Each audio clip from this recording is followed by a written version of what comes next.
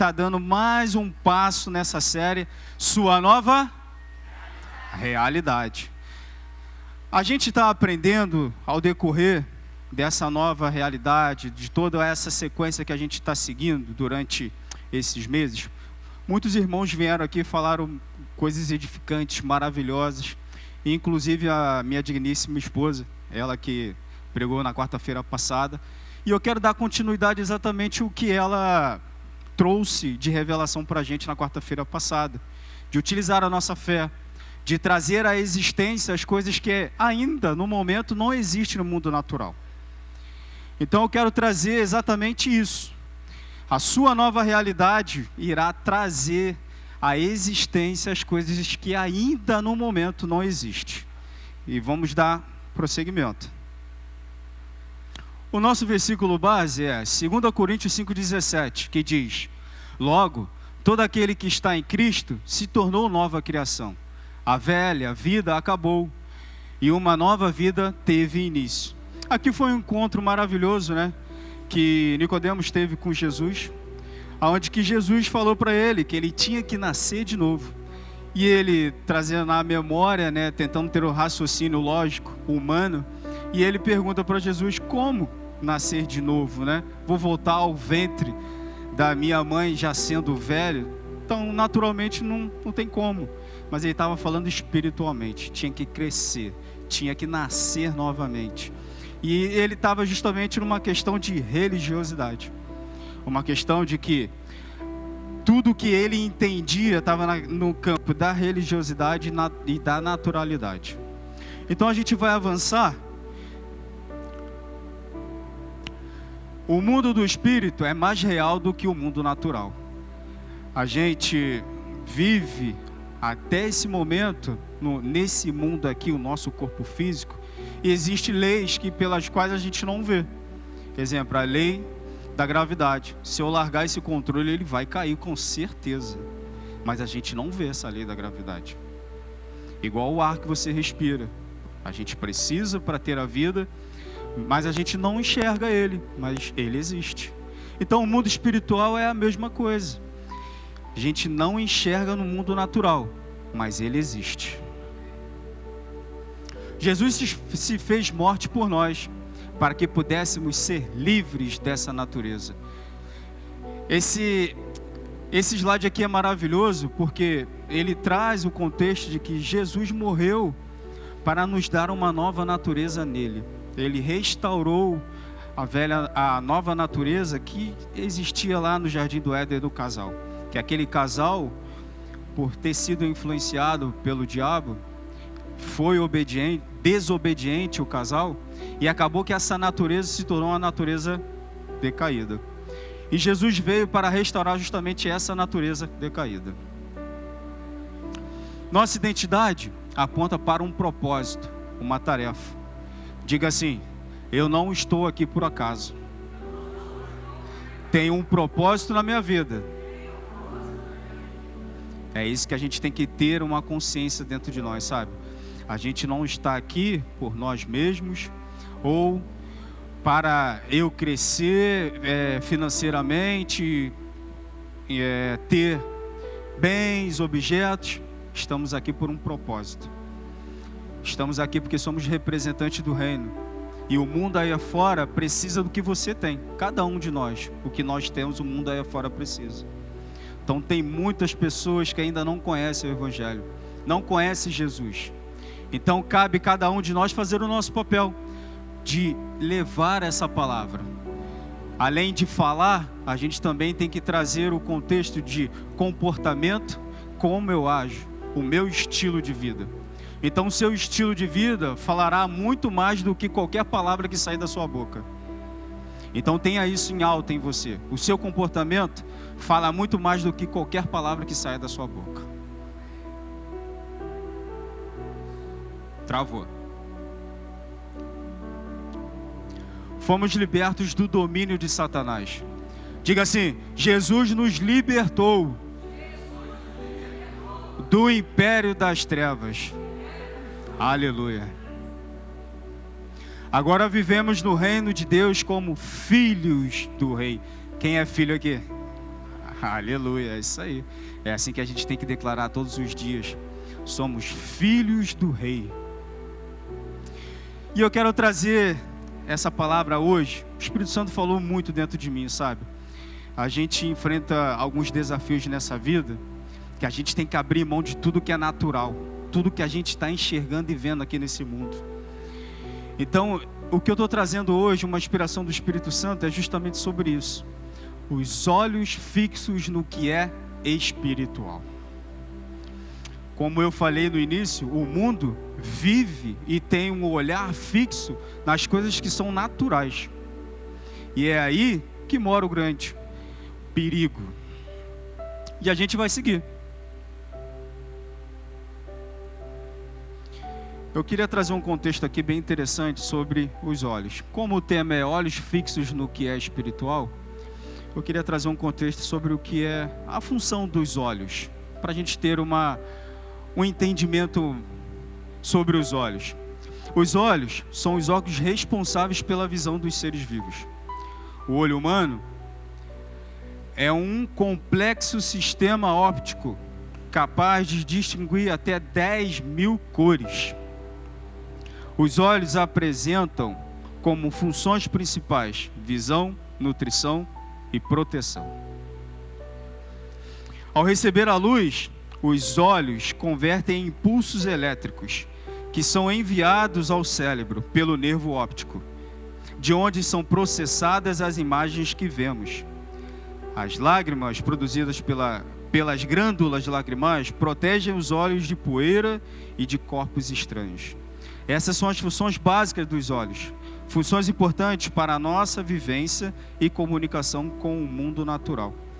Então, o que eu quero trazer para a gente aqui hoje? Eu não quero trazer que você deixe de dar a importância para o que você vê. Porque os nossos olhos, Deus produziu o nosso corpo perfeitamente. Não há dúvida disso, não há dúvida. Então, os nossos olhos existem para que nós possamos enxergar e se comunicar com esse mundo. Sim, mas o grande perigo é a gente utilizar exatamente esse contexto da visão, dos sentidos, dos sentimentos, para conduzir a nossa jornada nesse mundo.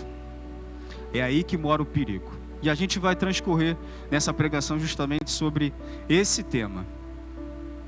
Mas se tratando da nossa nova realidade em Cristo, nossa vida não deve ser conduzida pelo olhar natural desse mundo. A palavra de Deus tem muito a nos ensinar sobre esse assunto. Então, quando eu falei no slide anterior, a luz que reflete nos olhos e o nervo óptico leva essa mensagem para o cérebro, então a luz nos atrai. Então a gente vê aí vitrines, estabelecimentos de comércio e venda, justamente trazendo uma estratégia de iluminação. Não sei se vocês já repararam, o Natal é assim, é uma estratégia de iluminação, tem luzes para tudo que é canto, voltado para a sua visão, chamar a sua atenção. E essa estratégia de venda, trazendo a luz para chamar a sua atenção, faz com que você compre por impulso. Então é muito interessante toda essa questão de que, se você é conduzido pelo que você vê, você certamente vai comprar coisas dentro dessa estratégia de marketing, de venda. Você irá comprar coisas que você não precisa, porque aquilo vai ser atrativo aos seus olhos, e mesmo você não precisando, você vai lá e você vai comprar. Quando você entra numa loja americana da vida, você vê aquelas exposições gigantes nos corredores de entrada. Aquilo é tudo uma estratégia. É tudo uma estratégia para quando você já entrar na loja, você já ter um impulso já de botar no carrinho, no cesto. Isso é uma estratégia. Então o mundo age dessa maneira. Então está aqui a palavra de Deus para nos alertar que o que deve nos conduzir é a palavra de Deus. Lá em João, no capítulo 20, do versículo 24 a 29, diz assim: Tomé, chamado Dídimo, um dos 12, não estava com os discípulos quando Jesus apareceu. 25. Os outros discípulos lhe disseram: vimos o Senhor. Mas ele lhes disse, ele no caso Tomé: se eu não vir as marcas dos pregos nas suas mãos, não colocar o meu dedo onde estavam os pregos, e não puser a minha mão no seu lado, não crerei. Olha como que é perigoso essa questão dos sentidos dos sentidos e sentimentos. Ele declara lá as palavrinhas que eu marquei, ó: vir, visão, dedo, tato, mão, tato, não crerei. Olha quanto isso é perigoso. Mas Jesus já tinha dito lá atrás que no terceiro dia ele iria ressuscitar. Mas só que esse discípulo, ele não ficou com o que Jesus disse, ele ficou com o que ele estava vendo com os seus próprios olhos. Em João 20, 26, uma semana mais tarde, os seus discípulos estavam outra vez ali. Então, uma semana depois, os discípulos estavam reunidos e Tomé estava junto. E Tomé estava com eles. Apesar de estarem trancadas as portas, olha só, vocês dentro de um ambiente, todo mundo lá reunido, tudo trancado, Jesus entrou. Olha como que é maravilhoso. Então não tinha esse contexto de sentidos, porque estava tudo fechado. Jesus entrou, pôs-se no meio deles e disse: a paz seja convosco. Eu imagino um susto que Tomé deve ter tomado naquele momento quando viu Jesus na frente dele. 27. E Jesus disse a Tomé: coloque o seu dedo aqui na minha mão, os cravos, e veja as minhas mãos. Estenda a mão e coloque-a do meu lado. Pare de duvidar e creia.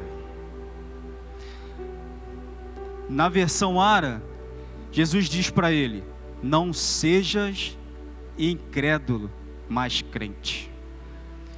É por isso que o seu nome, a sua referência é crente. Por quê? Porque você crê.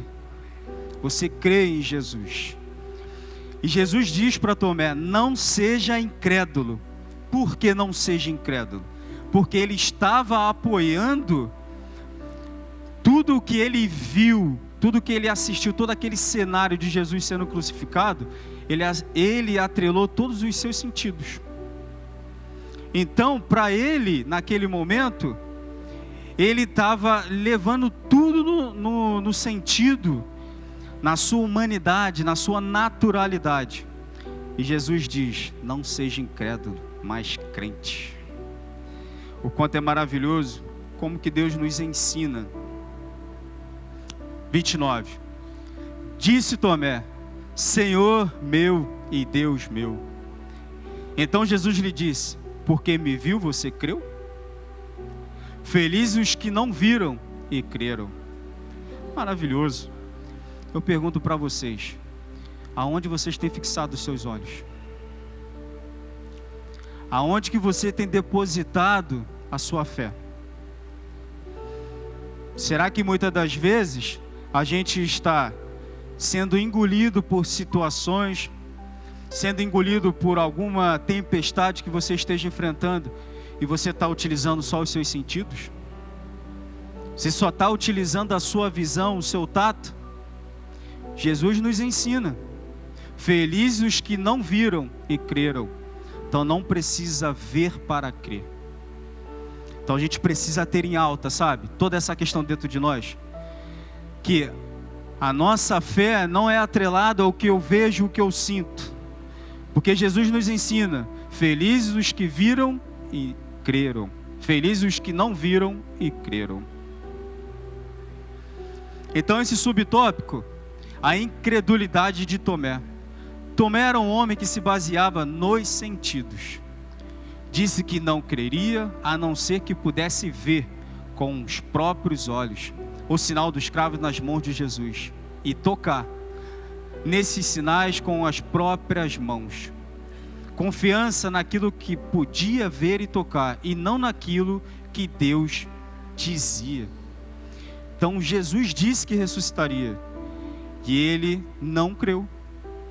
Então eu pergunto para vocês: você fica com o que Deus diz ao seu respeito ou você fica com o que você está sentindo?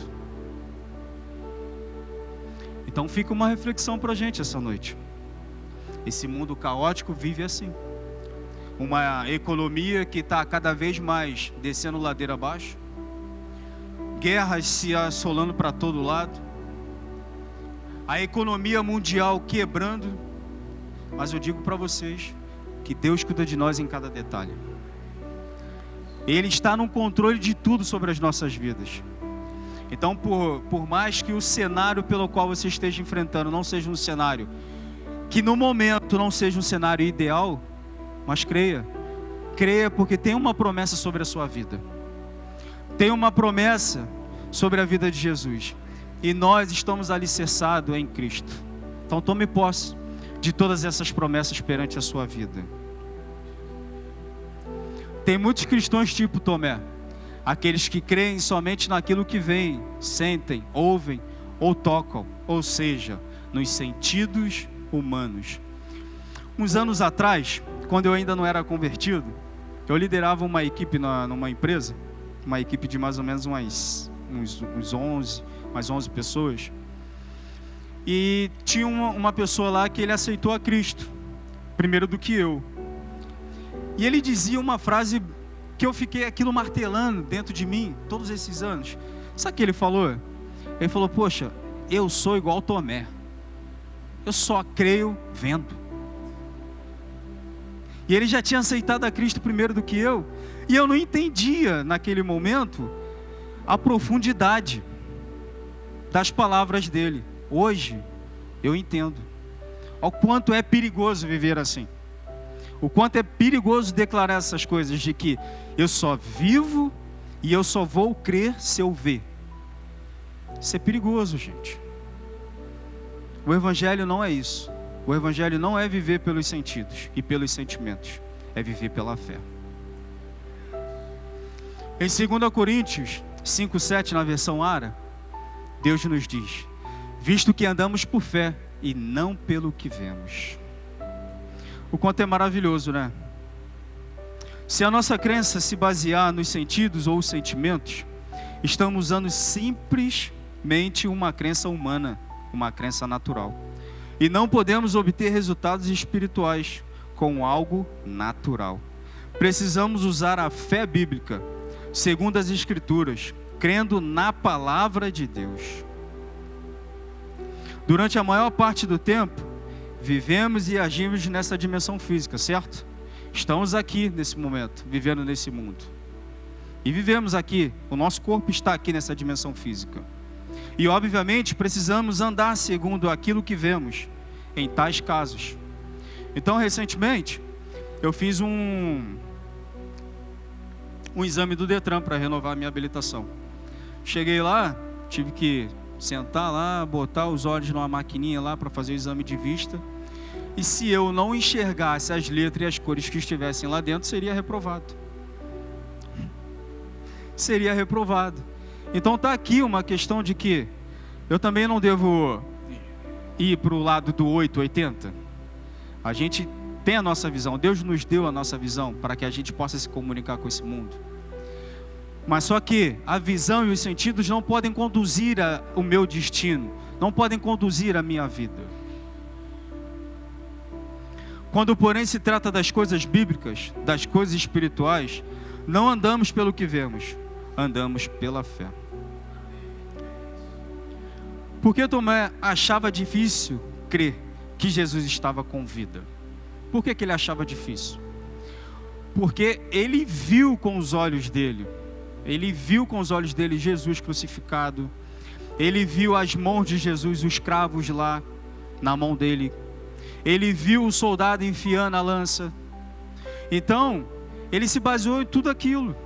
Poxa, não é possível, eu vi aquilo tudo acontecendo e os meus irmãos, os discípulos estão dizendo que viu Jesus. Então ele confiou tudo nisso, sabe?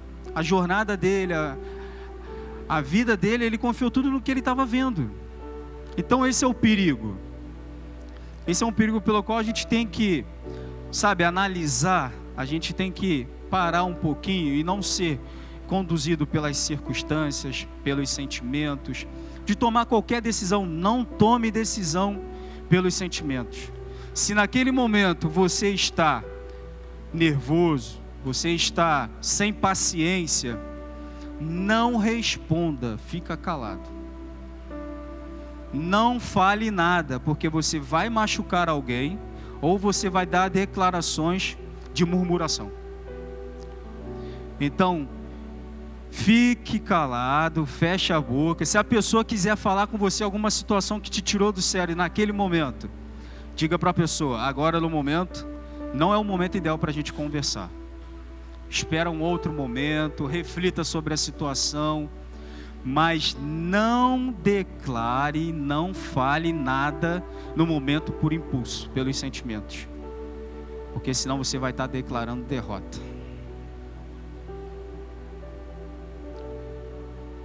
Tomé estava empregando o conhecimento da cabeça, ao invés da fé no coração, o âmago do homem, o centro do homem. Então a gente tem que tomar muito cuidado com todas essas questões. Lá em Romanos 4, no versículo 17 a 21, na versão NVI, como está escrito: eu o constituí pai de muitas nações. Ele é nosso pai aos olhos de Deus, em quem creu, o Deus que dá vida aos mortos e chama à existência coisas que não existem como se existisse. Maravilhoso esse versículo. Então, naquele momento, havia uma promessa. Havia uma promessa sobre a vida de Abraão. Deus declarou. E no versículo 18, Abraão, contra toda a esperança, e em esperança creu, tornando-se assim pai de muitas nações, como foi dito a seu respeito, assim será a sua descendência. Então, quando o versículo fala que Abraão, contra toda a esperança, e em esperança ele creu, então Deus declarou que ele seria um pai de multidões, de uma grande nação. Mas ele olhava para o corpo físico dele. Agora você para imaginar um homem de quase 100 anos recebendo uma declaração dessa. Você olhando com o olhar natural. Analisa aí, olhar natural, pela sua consciência humana aí, pelo seu raciocínio lógico. Um homem de quase 100 anos recebendo uma promessa dessa, que seria pai de uma grande nação. Se você fosse analisar pela sua consciência ali, pelo seu raciocínio lógico, isso seria impossível. Como é que um homem de quase 100 anos vai ser pai de uma grande nação? Mas ele creu. E é exatamente essa nossa jornada aqui nesse mundo. A gente tem que crer e abrir mão dos sentidos, sentimentos, de tudo que você está vendo, o que o seu corpo está dizendo, os sintomas. A gente tem que crer nas promessas de Deus sobre as nossas vidas. No versículo 19 diz: sem se enfraquecer na fé. Então havia uma jornada a ser seguida. Ele poderia enfraquecer, mas ele não se enfraqueceu. Reconheceu que o seu corpo estava sem vitalidade. Então ele viu, realmente, poxa, eu quase de 100 anos, meu corpo não tem mais vitalidade. Como é que eu serei pai de uma grande nação? Pois já contava cerca de 100 anos de idade, que também o ventre de sua esposa Sara já estava sem vigor. Então, olha o cenário. Quase 100 anos, sua esposa já não tinha um vigor, o seu ventre ali para ter filhos, mas ele creu, ele não se enfraqueceu. Ele teve a sua fé reavivada na promessa que Deus declarou sobre a vida dele. No versículo 20, continuamos. Mesmo assim, não duvidou, nem foi incrédulo em relação à promessa de Deus, mas foi fortalecido em sua fé e deu glória a Deus. Eu pergunto para vocês têm dado glória a Deus? Por mais que a promessa ainda não tenha acontecido, você tem dado glória a Deus? Você tem agradecido a Deus? Você tem saído da sua boca palavras de gratidão? Senhor, eu te louvo, te agradeço, Senhor. Por mais que agora nesse momento, no mundo natural, não esteja enxergando, não esteja vendo, ainda não esteja em minha mão, não esteja palpando, mas Senhor, eu creio, te louvo, Pai, te agradeço. É assim que deve conduzir a nossa vida, sabe, gente? Eu estou aqui passando para vocês que eu sou um cara de grande fé, que eu sou um cara inalcançável na fé. Não, eu também tenho os meus desafios, como vocês também têm. Todos nós enfrentamos desafios nessa vida. Enfrentamos desafios, situações que se levantam contra a nossa vida, mas a gente tem que crer. A gente tem que crer com que as promessas e a palavra de Deus diz ao nosso respeito. Versículo 21 de Romanos 4. Estando plenamente convencido de que Ele era poderoso. Ele quem? Deus. Que Ele era poderoso para cumprir o que havia prometido. Pergunto para vocês, há alguma coisa impossível para Deus? Nada é impossível para Deus. Nada. Então a gente tem que ficar com essa consciência, ficar convicto, convencido de que Deus é todo poderoso para cumprir com todas as promessas dele.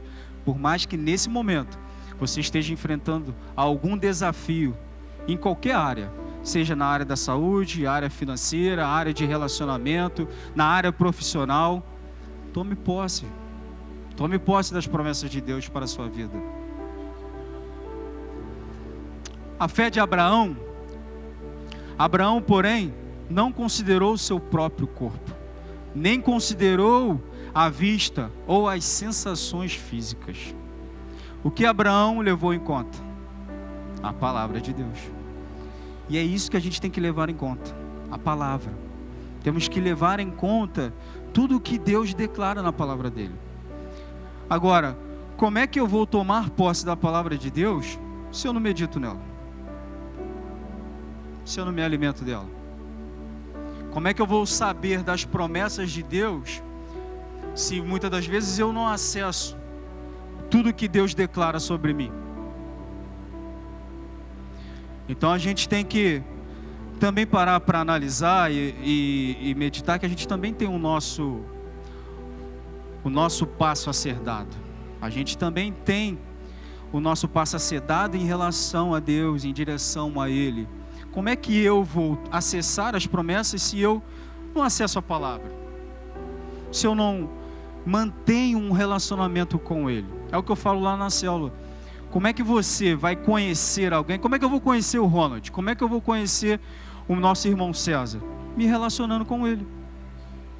Se eu estiver próximo dele, eu vou saber tudo o que ele gosta, o que ele não gosta, o que ofende a ele, o que não ofende, o que edifica a vida dele.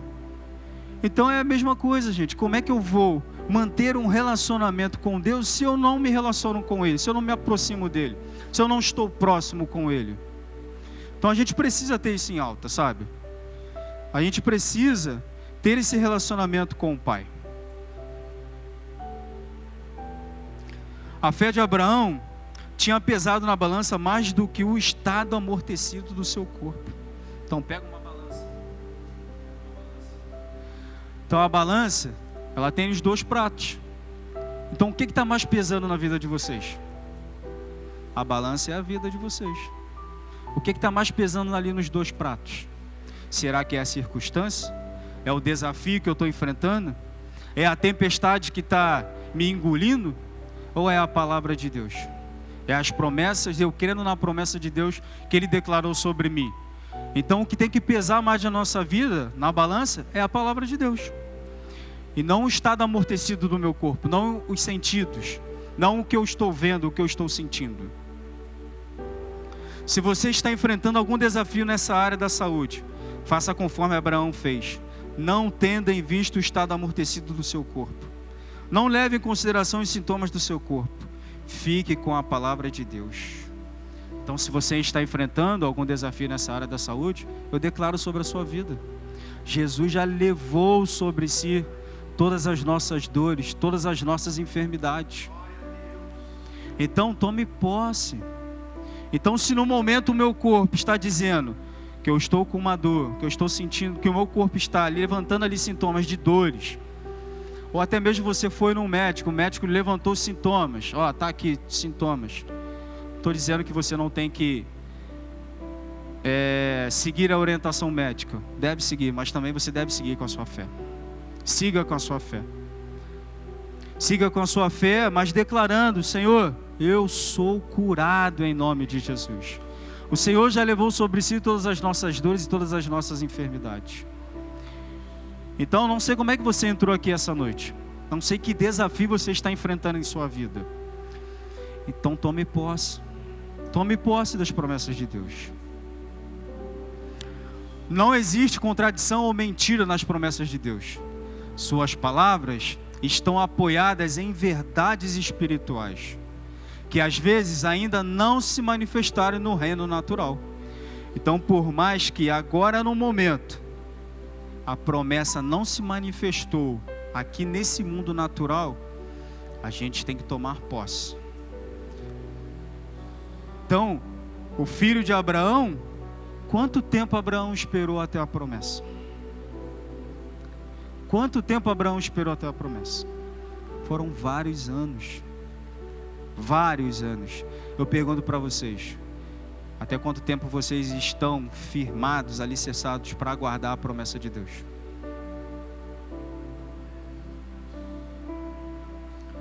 Lá em Isaías 53:4, na versão Ara, nos diz: certamente Ele tomou sobre si as nossas enfermidades e as nossas dores, levou sobre si, e nós o reputávamos por aflito, ferido de Deus e oprimido. Mas Ele foi transpassado pelas nossas transgressões e moído pelas nossas iniquidades. O castigo que nos traz a paz estava sobre Ele, e pelas suas pisaduras fomos sarados. Então é isso que a gente tem que ter em alta em nós. Fomos sarados. Independentemente do que o teu corpo esteja levantando os sintomas, do que você esteja sentindo, tome posse. Porque eu tenho que ficar com o que a palavra diz e não o que eu estou sentindo ou vendo. Devemos meditar na palavra, escavar profundamente dentro dela e alimentar-nos com ela. Então a palavra fica sendo parte de nós, assim como o alimento físico se torna parte do nosso corpo físico quando comemos. Então, quando a gente come, são 3 refeições aí no mínimo por dia, né? Então, quando a gente come, a gente se alimenta, o alimento faz parte do nosso corpo. Então, quando eu me alimento da palavra, a palavra faz parte do meu espírito. Então, está aqui o segredo. Então, para você ser forte espiritualmente, para que as dificuldades, os desafios não venham te engolir, seja forte espiritualmente, se alimentando da palavra. É ela que te fortalece, é ela que te fortifica. Então, não é o negacionismo dos sintomas e das dores, pois são reais. O que devemos fazer é olhar além deles, fixar os olhos nas promessas de Deus. Então, por mais que o meu corpo esteja ali, manifestando sintomas, sentindo dor, uma dorzinha aqui, uma dorzinha ali, fixe seus olhos além, na promessa de Deus. Ontem eu passei por uma situação no colégio do meu filho. Eu fui buscá-lo na hora da saída. A supervisora do colégio me abordou. Ela falou assim: o seu filho, ele está com o olho muito vermelho, aí deu remela. Então, se ele amanhã continuar com o olho assim, avermelhado, cheio de remela, ele não pode vir para a escola não, tá? Aí eu cheguei em casa, eu fiquei meditando aquilo, né, mas eu fiquei na minha, não quis me exaltar, porque eu tenho minha consciência em Cristo, e eu declaro a cura sobre a minha vida e a vida da minha família, e eu tenho total certeza que Deus cuida de nós em cada detalhe, que naquele momento, eu nem questionei ela, sabe? Eu nem questionei ela, falei, tá bom, pode deixar que eu vou acompanhar, quando chegar em casa, eu vou acompanhar, vou passar um sorinho ali no olho dele. Aí quando cheguei em casa, aí depois, mais tarde, eu comentei com a Laiane. Aí eu falei, olha só como é que as pessoas declaram coisas ruins para a vida das pessoas sem saber, não tem noção do poder da palavra. Então, o que ela quis dizer? Ó, o teu filho está com conjuntivite. Teu filho está com conjuntivite. Se ele amanhã piorar, ele não pode vir para a escola não. Eu repreendi aquilo na hora, sabe? Por dentro ali, no espírito, o homem interior, está repreendido em nome de Jesus. Então a gente não pode aceitar esse lixo do mundo, sabe? Não estou falando que a pessoa que falou é um lixo, não é isso. Eu estou falando que as pessoas declaram as coisas sem ter a noção do peso das palavras, sabe? Então, a gente tem que ter uma noção do que a gente fala, do que a gente declara sobre a vida das pessoas. Então eu declarei sobre a vida do meu filho. Não, meu filho é curado, meu filho não tem conjuntivite, amarrado em nome de Jesus. Mas fui lá, lavei o sorinho, porque eu não neguei o que realmente estava acontecendo. Quem estava com a remelinha no olho, mas o que acontece? Ele enfia o dedo dentro do olho e coça, irrita o olho. Então eu cheguei em casa, lavei com o sorinho. Quando foi de tarde para a noite, limpinho o olho. Então, se a gente ficar com o que as pessoas declaram sobre as nossas vidas, gente, a gente não tem que ficar com o que as pessoas falam. A gente tem que ficar com o que a palavra diz ao nosso respeito. É isso que nos conduz, é isso que nos leva a uma dimensão espiritual. A gente tem que ter uma base, a gente tem que estar alicerçado, sabe, em Cristo. Saber realmente quem nós somos em Cristo.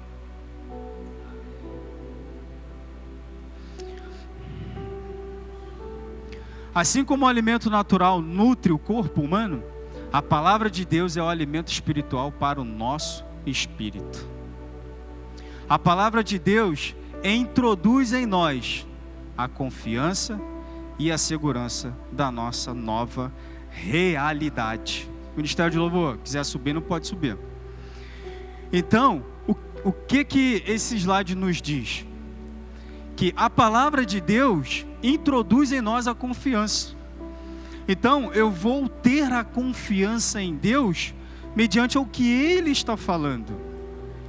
Então, a confiança não é na confiança do meu braço, na confiança de uma empresa, na confiança do meu cargo, do meu trabalho, não é na confiança do que eu sou capaz de fazer nas minhas habilidades humanas, não. A minha confiança está em Deus. É Ele que nos fortalece. Foi isso, é essa a diferença de Abraão para Tomé, sabe? Ele tinha a fé dele alicerçada em Deus. Ele estava confiante, perseverante nas promessas que Deus tinha declarado sobre a vida dele. E consequentemente, leva à segurança da nossa nova realidade. Eu queria que vocês abrissem a Bíblia de vocês lá em Números 13, por favor.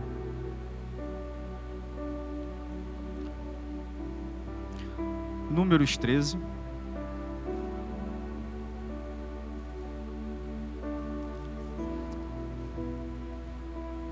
A partir do versículo 30.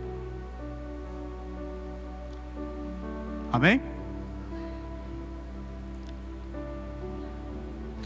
Números 13, versículo 30. Vamos lá. Então Caleb fez calar o povo perante Moisés e disse: certamente subiremos e possuiremos em herança, porque seguramente prevaleceremos contra ela.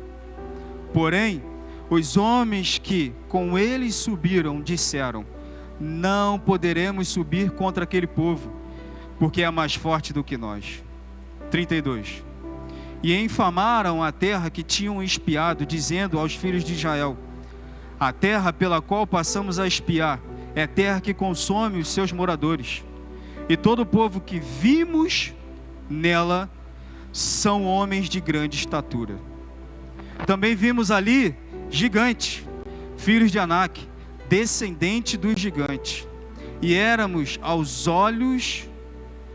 nossos olhos como gafanhotos, e assim também éramos aos seus olhos. Aqui já é o finalzinho lá de Números 13, sobre o relatório dos 12 espias. O relatório de 10 espias foi um relatório negativo, sobre uma promessa de Deus, que Deus tinha ordenado que cada líder das 12 tribos fossem separados para espiar a terra pela qual que Deus já tinha prometido ao povo. Chegando lá, todos os 12 viram o mesmo cenário. A terra era boa, a terra manava leite e mel, os frutos eram maravilhosos, mas só que 10 deram relatórios negativos. Relatórios pela qual o povo de Israel não creu na promessa de Deus e queriam matar Moisés, Arão e os 2 espias que, consequentemente, mais à frente, eles deram um relatório positivo, como Caleb disse lá no versículo 30. Então Caleb fez calar o povo perante Moisés e disse: certamente subiremos e possuiremos em herança, porque seguramente prevaleceremos contra ela. E os 10 espias, lá no versículo 33, eles disseram: descendentes dos gigantes, os filhos de Anak, e éramos aos nossos próprios olhos, como gafanhoto. E eu pergunto para vocês: como vocês têm se visto? Vocês têm se visto como gafanhotos, conforme esses 10 espias declararam, que aos próprios olhos deles, eles eram gafanhotos, pequenininhos, que o gigante poderia pisar e esmagar e comê-los? E lá, mais à frente no capítulo 14,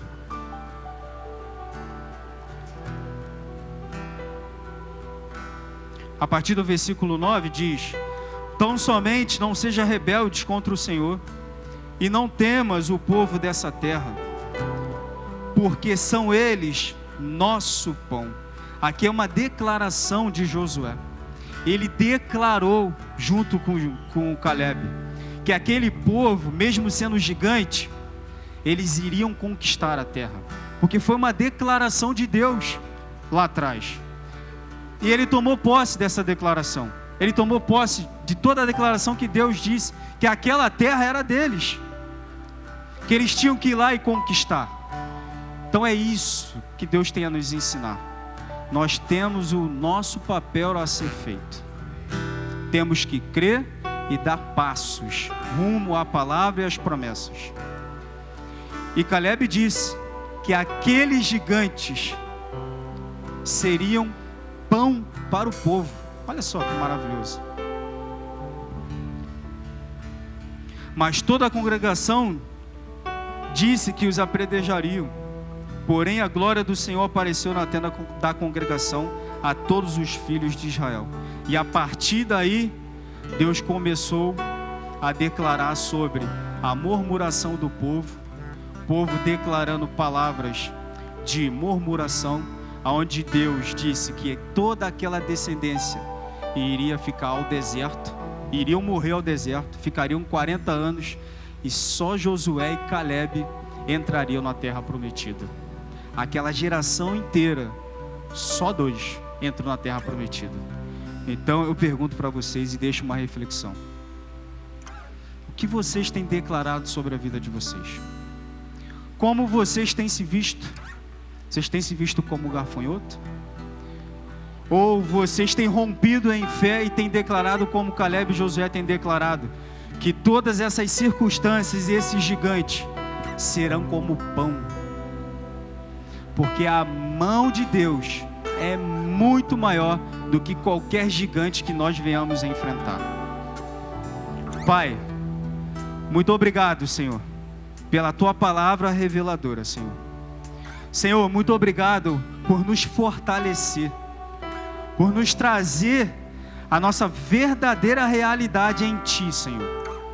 Porque sem Ti, nada somos, nada podemos fazer. Tu és maravilhoso, Tu és grandioso, Senhor.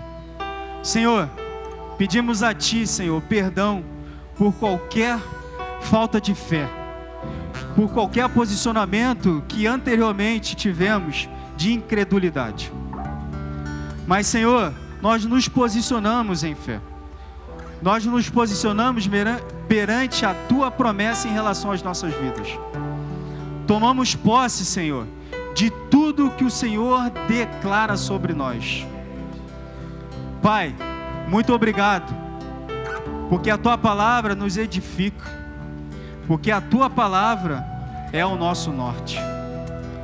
Como diz a Tua palavra lá em Mateus 7, que Tu és a rocha, que a tempestade veio sobre as duas casas. A tempestade virá, isso é certo, porque o Senhor nos falou que nesse mundo teríamos aflições, mas que nós tenhamos bom ânimo, porque o Senhor venceu o mundo. Então a tempestade virá, mas o diferencial da nossa jornada é a nossa casa, a nossa vida estar alicerçada em Ti, Senhor, porque Tu és a rocha. Porque a casa, quando está edificada, tem uma boa base, está alicerçada, pode vir qualquer tempestade, pode vir qualquer situação, qualquer gigante, ela não irá cair. Senhor, ficamos com a Tua palavra sobre as nossas vidas, Senhor. Muito obrigado, Senhor, porque o Senhor é maravilhoso e nós Te glorificamos e Te exaltamos. Muito obrigado, Senhor. É o que eu oro e Te agradeço, em nome de Jesus. Amém.